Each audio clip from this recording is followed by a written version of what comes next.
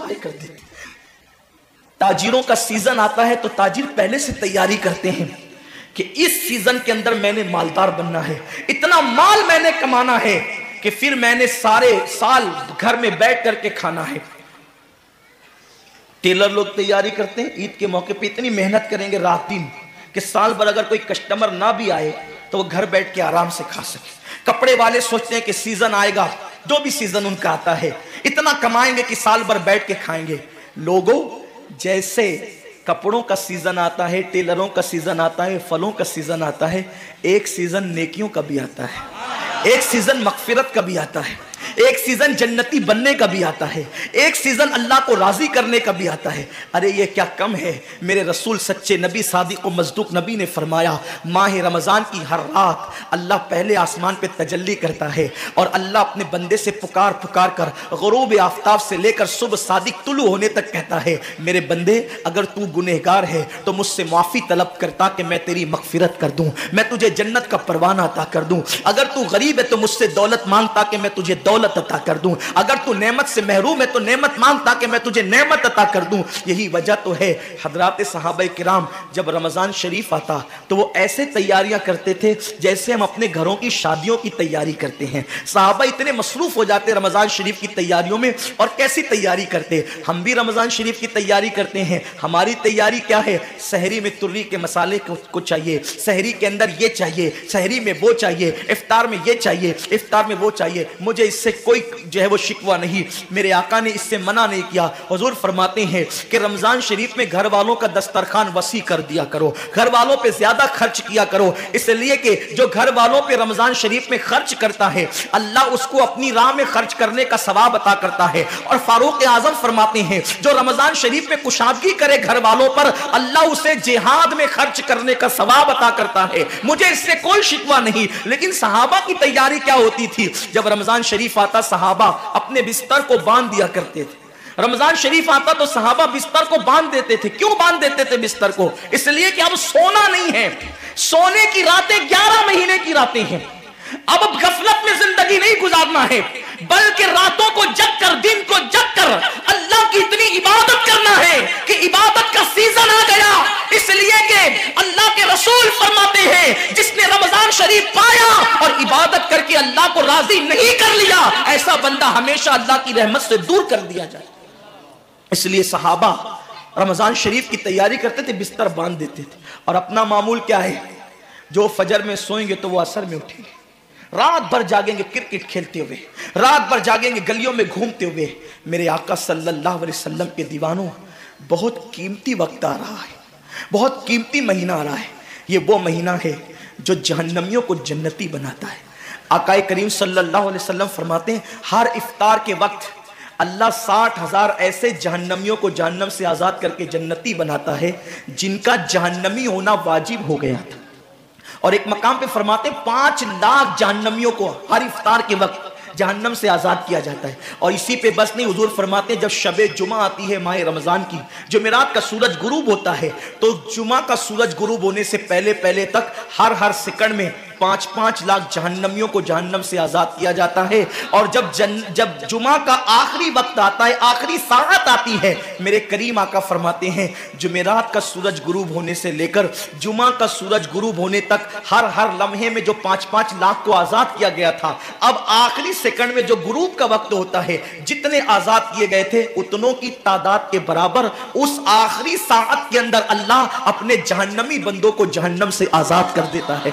कितना कीमती वक्त होता है। इफ्तार का वक्त कितना कीमती है, सहरी का वक्त कितना कीमती है। लेकिन उस वक्त भी हम कहां लगे होते।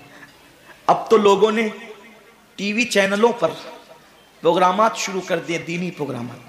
मुझे दीनी प्रोग्रामात अगर टीवी पे नश्र होते हैं तो उससे कोई इख्तिलाफ नहीं है, लेकिन आपसे ये अर्ज करना चाहता हूं कि दीन सीखने का भी कोई वक्त होता है।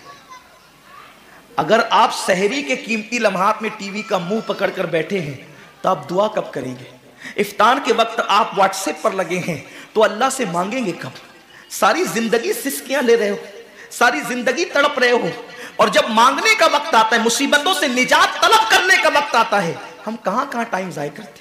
हजरत सैयदा उम्मे हानी रदी अल्लाह ताला अन्हा फरमाती हैं कि मैंने अपने करीम आका सल्लल्लाहु अलैहि वसल्लम से सुना, अल्लाह के रसूल सल्लल्लाहु अलैहि वसल्लम ने फरमाया, उस वक्त तक मेरी उम्मत जलील नहीं होगी, उस वक्त तक मेरी उम्मत रुस्वा नहीं होगी जब तक वो माह रमजान का एहतराम करती रहेगी।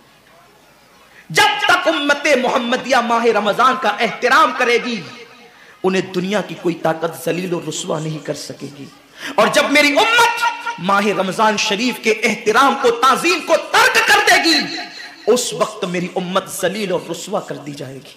आज लोग सीरिया की तबाही पर मातम कर रहे हैं।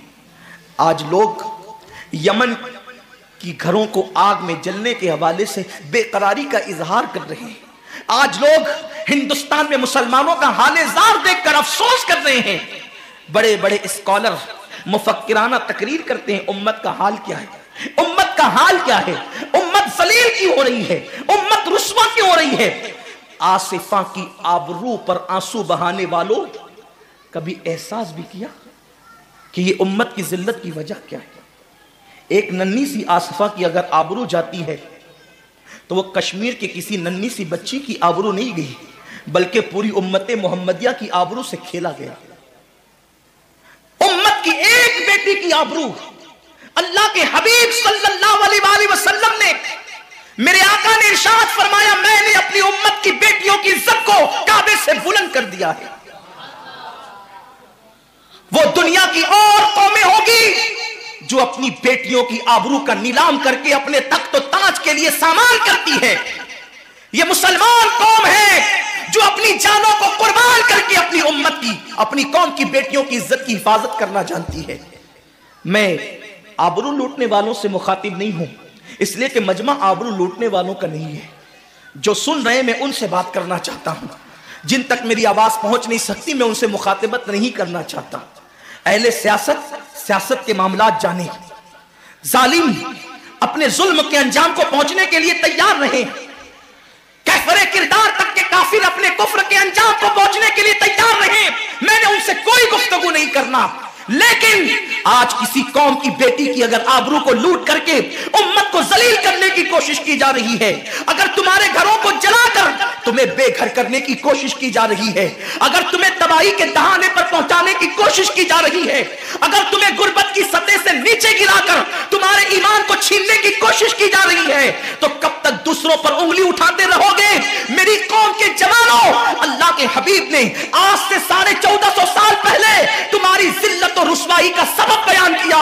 इकबाल रोना रोते हैं, वाए नाकामी मताए कारवां जाता रहा, कारवां के दिल से एहसासे जिया जाता रहा। माह रमजान में शराब के अड्डों को आबाद करने वाले, माह रमजान में जिना के अड्डों को आबाद करने वाले, माह रमजान में छुप छुप कर खाने वाले, माह रमजान में अल्लाह अकबर अपने हाथों की उंगलियों से इंटरनेट के जो वो बटन को छेड़ करके जिना के मनाजिर देखने वाले, अपने माँ बाप का दिल दुखाने वाले, लोगों पे जुल्म करने वाले, नमाज के औकात में बिस्तर की पे सुकून की नींद सोने वाले, दिल खोलकर कान खोलकर अपने ईमान के कानों से, अपनी गैरत के कानों से, अपने दिल के कानों से मेरे नबी की हदीस को सुन लो। अल्लाह के हबीब सल्लल्लाहु अलैहि वसल्लम फरमाते हैं, मेरी उम्मत को उस वक्त तक कोई रुस्वा नहीं कर सकेगा, मेरी उम्मत को उस वक्त तक कोई जलील नहीं कर सकेगा जब तक उम्मत माह रमजान शरीफ का एहतराम करती रहेगी। हजरत उम्मे हानी ने पूछा, या रसूल अल्लाह, माह रमजान शरीफ का एहतराम करना क्या है और रमजान शरीफ का हक ज़ाय करना क्या है।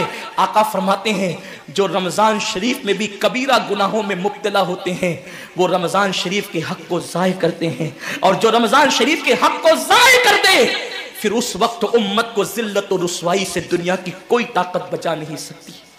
आज माह रमजान शरीफ का एहतराम क्या हो रहा है। कल तक के मुसलमान और दिनों में गुनाह करते थे, लेकिन रमजान शरीफ आता था तो कम से कम फिल्में लोग देखना बंद कर देते थे, दाढ़ियां मुंडाना बंद कर देते थे, मस्जिदों को आबाद करना शुरू कर देते थे।